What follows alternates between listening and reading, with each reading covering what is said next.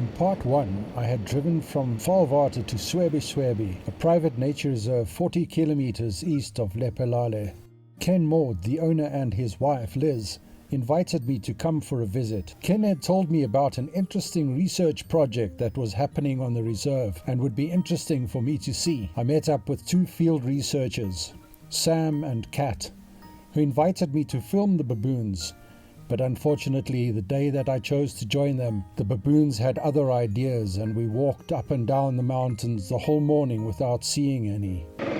0 baboons. That evening, I drove to a vantage point and tried my hand at getting a star trail photograph.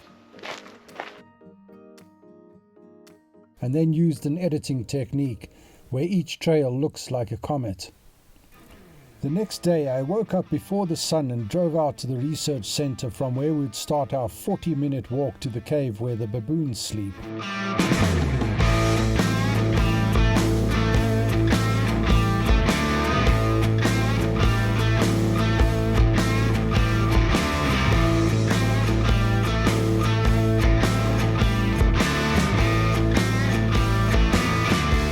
At the cliffs where the sleeping cave is, the baboons were already up and about and were playing as the first rays of sun caught the trees and rocks on the opposite side of the gorge. Others just prefer to hang about and enjoy the view.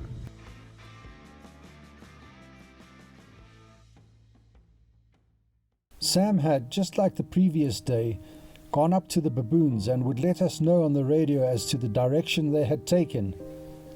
This time I stayed at the bottom with Kat. It wasn't long before they were on the move and heading our way, so we started to make our way to one of the crossing places.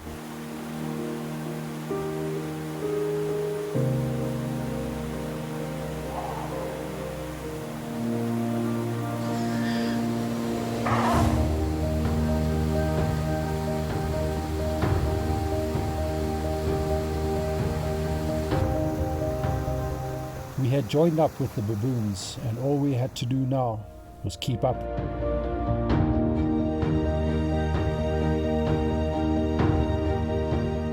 The climate in the Waterberg is highly variable and seasonal, with prolonged periods of drought, and for this reason represented an excellent opportunity to examine how baboons respond to climatic, ecological, and social stress.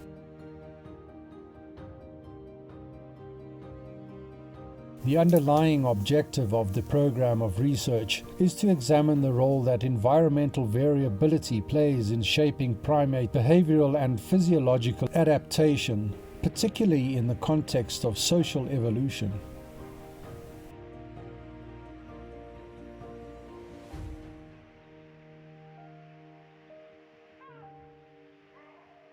It was for these reasons that Dr. Richard McFarland started a long-term study on the Chakma baboons on Schwebe Nature Reserve in the Waterberg.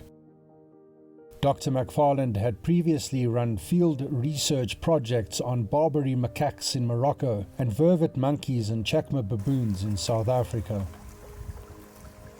These baboons are exposed to a unique range of ecological pressures, that is, high predation pressure, shared sleep sites, and possible central place foraging, and demonstrate exceptional inter-troop tolerance.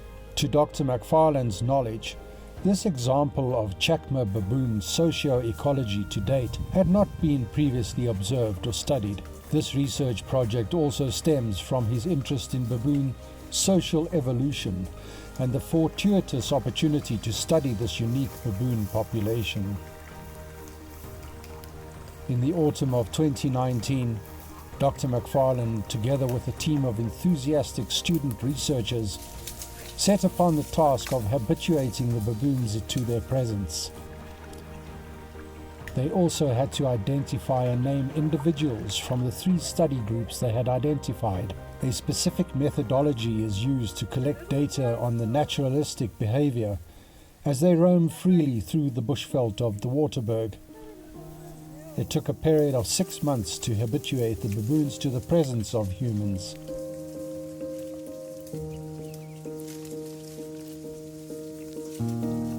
Dr. McFarland has always had an underlying fascination with how these particular sociable primates cope in challenging environmental conditions, and to realize his own scientific curiosity.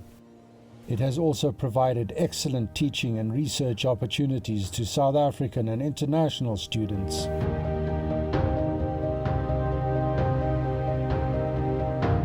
Information that is recorded are things like posture, location, height above the ground, type of food, nearest neighbors and their distance, and vocalizing.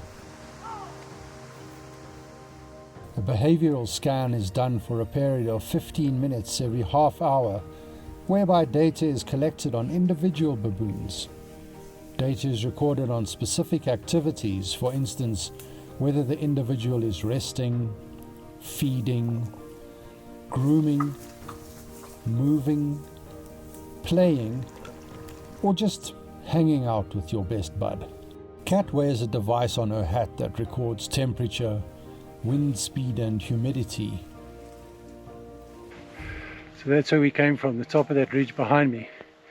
We were at the top there, we came down, climbed up to the top of this one, and then we go all the way down again, down to the river where the cave is and where the baboons sleep.